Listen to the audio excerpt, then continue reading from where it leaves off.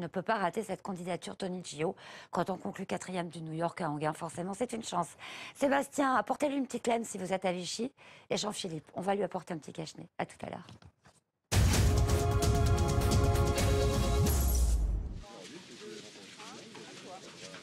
C'est vrai qu'il y a pas mal de fraîcheur aujourd'hui à Vichy, mais ce n'est pas pour nous déplaire, parce que c'est vrai qu'ici on a tendance à dire qu'il fait souvent très lourd lorsqu'il fait chaud. Et aujourd'hui la température est fraîche et les conditions de course sont très bonnes pour les concurrents qui participent aux différentes épreuves. Et c'est la plus belle épreuve du jour qui nous attend, le prix Pierre Coulon avec les hits que nous vous proposons. Hélas, qu'aucun bébé qui avait remporté le Critérium des jeunes, qui après les problèmes de santé est en train d'essayer de retrouver son bon niveau. Et Boeing du Bocage au galop dans le tournant, alors qu'il effectuait donc le hit aux côtés de son cadet. Aucun bébé est bien en jambes.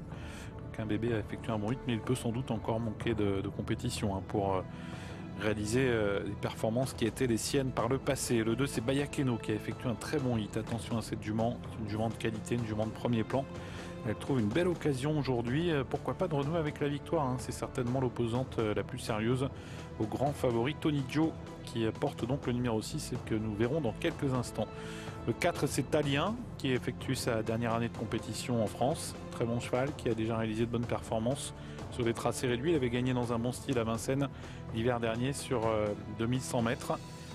C'est un cheval qui a pas mal d'atouts, mais qui ces derniers temps s'est montré fautif à plusieurs reprises. Donc il n'est peut-être pas véritablement tout à fait dans son assiette à l'heure actuelle. Univers 2 Dédoux, le numéro 5, va apprécier le parcours. Cheval qui apprécie les pistes plates, qui est à l'aise corde à droite, qui a tiré un numéro très correct, le numéro 5. Thierry Duval d'Estaing a effectué le déplacement depuis sa Normandie, mais il sera également présent tout à l'heure dans la suite de la réunion, et notamment dans la 6e avec Donato Piergi. Voilà le grand favori Tony Gio, qui a beaucoup plu à Jean-Michel Bazir dans le prix de New York, qui s'est disputé le 17 juin dernier à Enghien. Il a terminé ce jour-là 4e sur un parcours similaire, sur 2150 mètres, si ce n'est que Enghien est une piste corde à gauche, et ce jour-là, il n'a pas eu les coups des franches pour finir. Il a terminé avec pas mal de ressources. Le 7, c'est Romanesque.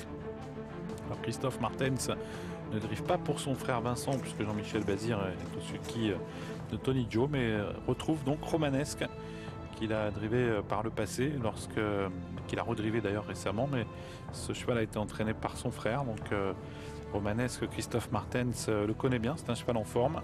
Et puis on enchaîne avec Ursule Dubouffet qui vient d'effectuer une rentrée après une absence de 8 mois. Elle aura peut-être encore besoin de se remettre en jambes, même si le hit était plutôt bon pour cette jument qui a toujours montré beaucoup de qualité. On enchaîne avec le numéro 10, Super Ariel. Super Ariel, jument qui a beaucoup de vitesse, qui avec son numéro 10 en deuxième ligne va être contrainte de pister certains de ses concurrents, même elle n'est pas plus mal en courant caché. Donc attention, si elle bénéficie d'un parcours limpide, elle fait partie des concurrents capables de jouer un premier rôle. On poursuit avec Vénus de Bailly, numéro 11,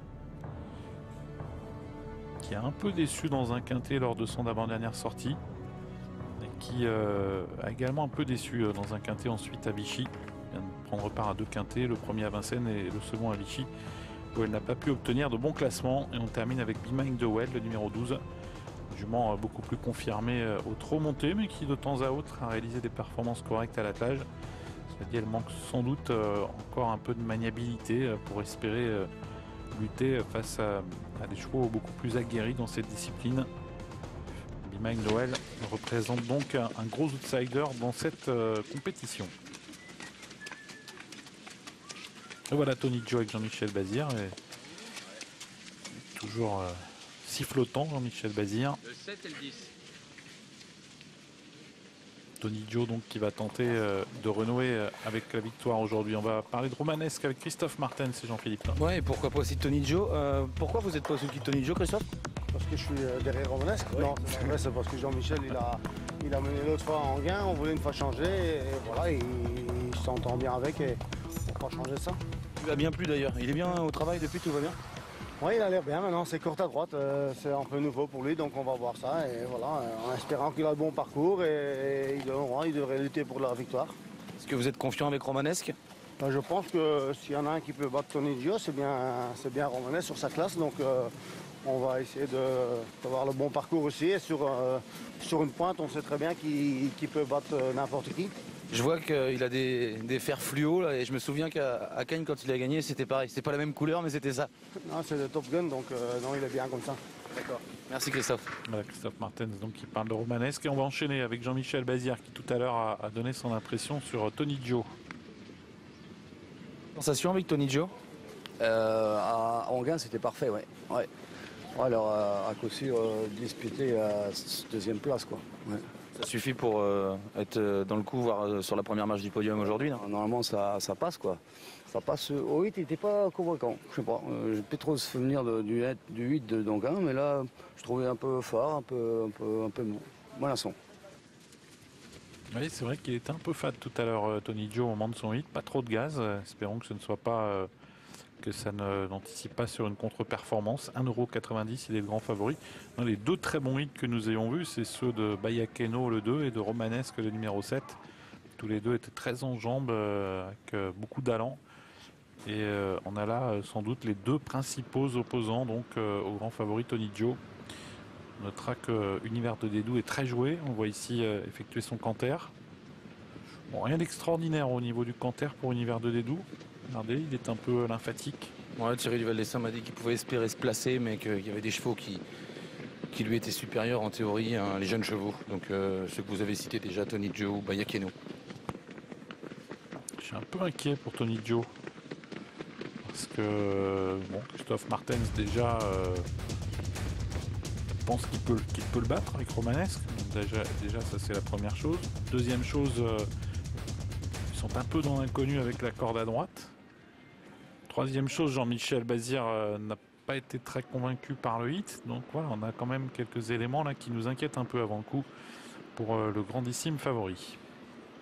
Allez, avec moi Cédric Herseran pour parler de Bayakeno. Au papier, ça a l'air vraiment bien. Une belle course préparée par vous. Préparé au moins pire, on va dire. Elle m'a fait une petite musite il y a un petit 3 semaines de ça. Donc on a. Vous embête avec ça? Ouais, c'est assez régulier chez elle. Et puis bon, il faut faire avec. A priori, au boulot, tout est bien. Et puis le 8 avait l'air d'être correct. Vous lui avez mis un petit grillage aujourd'hui, elle est sensible des projections? Ouais, elle avait fait une blague ou deux avant ça. Elle était partie au galop à coup avec Eric. Et puis un coup aussi dans la course à l'intersection, elle avait fait ça. Puis depuis, j'avais remis son grillage. Et depuis qu'elle a le grillage, elle a l'air d'être un petit peu plus sérieuse. Son hit a fait bonne impression à notre commentateur Sébastien Brault, vous aussi? Ouais, moi aussi. Merci. Ouais, elle avait l'air très bien, Bayakeno. Je ne sais pas si elle peut gagner. Si, je pense qu'elle peut gagner. Si, oui, je pense. Hein. Elle peut gagner. Ce dont, on n'est jamais sûr de rien aux courses, mais ce dont je suis pratiquement sûr, c'est que c'est, à mon sens, le vrai bon point d'appui de la course. Alors, d'autres petites infos. Bimane Doel était bien au hit. François Lecanu m'a dit qu'elle était bien. Bon, après, c'est vrai qu'on n'est jamais trop en sécurité à l'attelé avec elle, mais qu'elle lui a fait bonne impression quand même. Et puis, j'ai vu Pierre-Yves Verva. Aujourd'hui, Ursule Dubouffet court sans enraînement. C'est une première.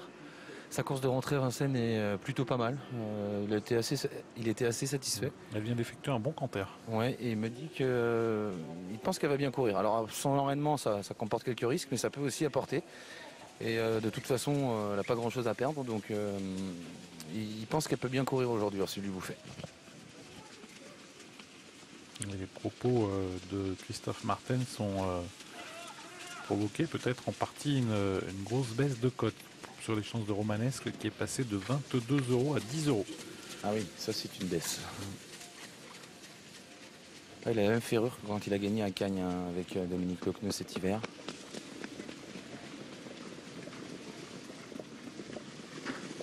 Ça fait de classe, hein. Christophe Martens l'a toujours beaucoup estimé ce Romanesque. Allez, sous les ordres. Chacun va prendre sa place vers les aides de l'autostart pour ce prix Pierre Coulon. C'est la belle épreuve du jour à Vichy.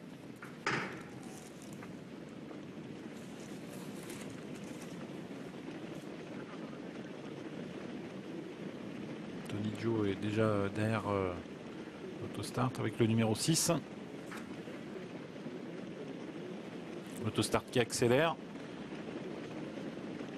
Allez, c'est parti pour ce prix Pierre Coulon avec un bon départ pour Coquin Bébé qui sprint à la corde et qui conserve l'avantage avec son numéro 1 et qui va aborder le premier tournant au commandement. Bon départ pour Romanesque. Tony Joe était un peu pris de vitesse.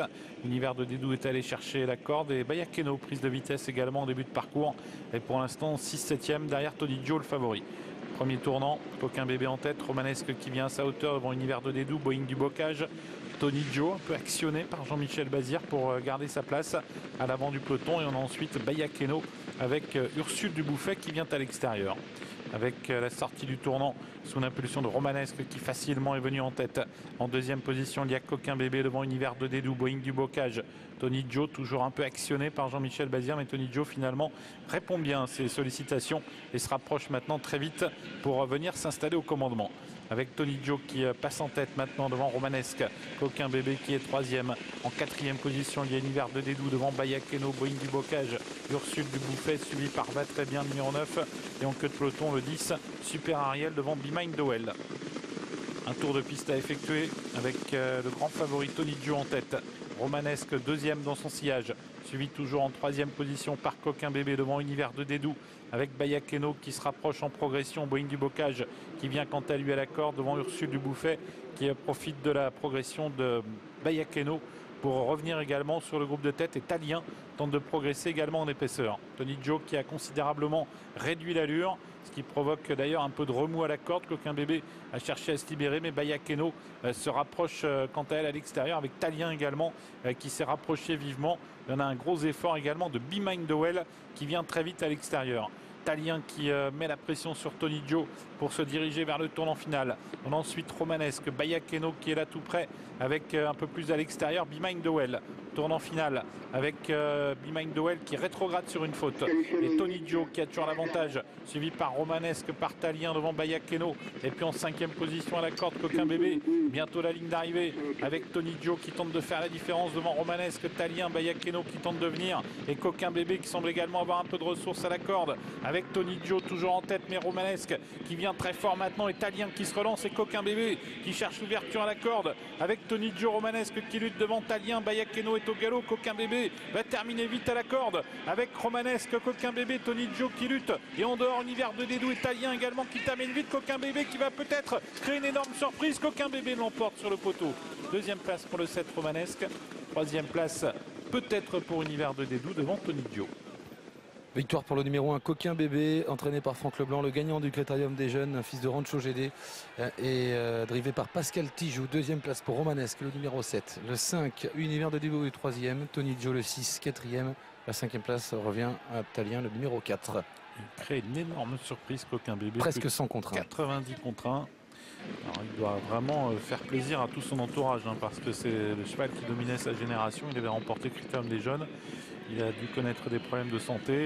Il venait de reprendre contact avec la compétition. Il était très bien, oui, tout à l'heure on l'avait vu. Mais forcément, on disait qu'il avait sans doute encore un peu besoin de courir. Eh bien, rien n'en a été. Il a tout de suite été vite sur jambe. Il a pu patienter sur une troisième ligne. Il est venu côté corde pour dominer dans les tout derniers mètres de course. Romanesque qui avait fait illusion pour la victoire depuis la mi-ligne d'arrivée. Tony Gio, le favori, doit quant à lui se contenter de la quatrième place. Voilà pour l'arrivée donc de ce prix de Pierre Coulon, Laure. Oui, une bonne surprise à l'arrivée, ça c'est certain, mais excellente perf de Coquin Bébé qui revient au top à 7, 5, 6 et 4. Avant de partir à Salon pour la suite du programme, un petit rappel du duel du jour qui concernait deux cracks jockeys, c'est Christophe Soumillon et Maxime